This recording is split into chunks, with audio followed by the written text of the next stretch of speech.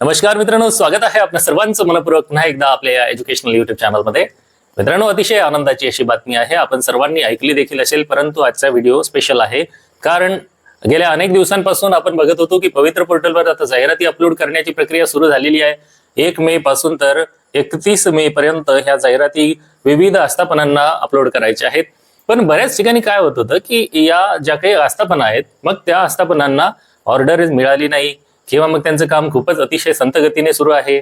काही कार्यालयांना जसं की जिल्हा परिषद ज्या काही आहेत सर्व, त्याचबरोबर महानगरपालिका आहेत, त्याचबरोबर खाजगी शैक्षणिक संस्था आहेत, अनुदानित, विनाअनुदानित, अंशतः अनुदानित, सगळ्या ज्या काही आहेत ना, त्यांना ही ऑर्डरच मिळाली नव्हती. ठीक आहे, अशी परिस्थिती असल्यामुळे एकदम संथ गतीने हे जाहिराती अपलोड करण्याचं काम सुरू होतं.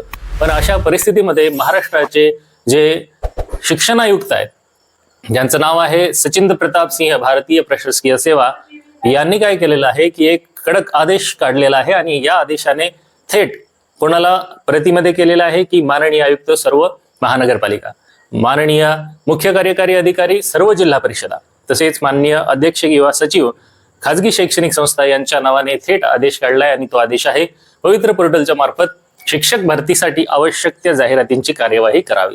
म्हणजे आता इथून पुढे काय होणार आहे की पवित्र पोर्टलवर आता ह्या जाहिराती अपलोड करण्याचं जे काही काम आहे ते संस्थांना दिलेलं आहे. असा जो GR आहे तो आजच्या तारखेमध्ये निघालेला आहे. तुम्ही बघू शकता हा GR आपल्या चॅनलमध्ये डिस्क्रिप्शन बॉक्समध्ये जे टेलिग्रामची लिंक आहे त्यामध्ये तुम्ही जाऊन टेलिग्रामला जॉईन होऊन तिथे तुम्ही हा GR पाहू शकता.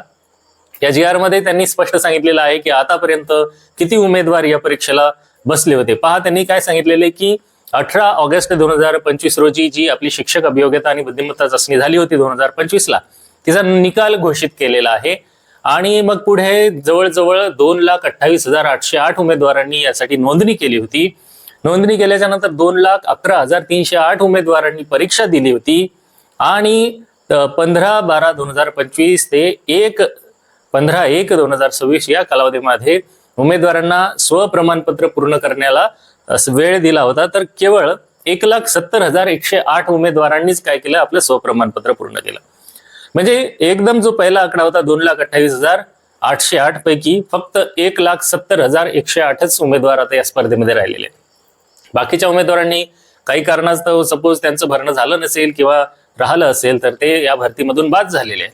केवळ यांच्यामध्येच आता ही स्पर्धा असणार आहे. म्हणून एक ही आपल्यासारखी जे काही अभियोग्यता धारक मंडळी आहेत त्यांच्यासाठी आनंदाची बातमी असू शकते, असणारच आहे.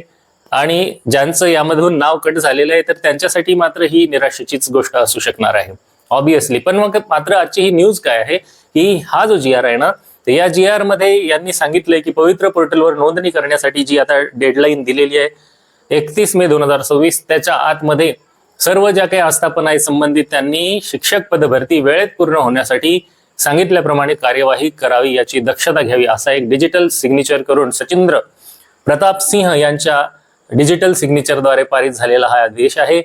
आणि हा सर्व जे काही आस्थापना आहे जसे की शिक्षण संचालक माध्यमिक व उच्च माध्यमिक पुणे, शिक्षण संचालक प्राथमिक, त्याच्यानंतर सहाय्यक आयुक्त, विभागीय आयुक्त सर्व विभाग, तसेच शिक्षण अधिकारी माध्यमिक प्राथमिक सर्व जिल्हा परिषदा, शिक्षण निरीक्षक मुंबई, प्रशासन अधिकारी जे काही आहेत नगरपालिका महानगरपालिका, या सगळ्यांना हा आदेश पाठवलेला आहे. आणि आता त्यांना तातडीने ही कार्यवाही पूर्ण करण्याच्या सूचना दिलेल्या आहे. म्हणजे याच्यामुळे काय, आता शिक्षक भरतीची ही प्रक्रिया आहे ही सुरू राहणार आहे. लवकरच जाहिराती अपलोड होण्याचं काम देखील पूर्ण होईल. जर हे ठरलेल्या तारखेच्या आतमध्ये झालं तर फारच छान, नाही तर होऊ शकते 10 ते 15 दिवसांची मुदतवाढ वाढून मिळेल. मग हे काम जे मे मध्ये पूर्ण व्हायचं ते जून 15 पर्यंत होऊ शकते. त्याच्यानंतर अभियोग्यता धारकांना काय करावं लागणार आहे, आपले प्राधान्यक्रम जनरेट करणे, असाइन करणे आणि लॉक करणे. याच्यासाठी त्यांना 15 दिवसांचा वेळ मिळू शकते. म्हणजे जून महिना याच्यामध्येच जाऊ शकतो. राहिला आता जुलै महिन्यामध्ये पुढची कार्यवाही होत असते.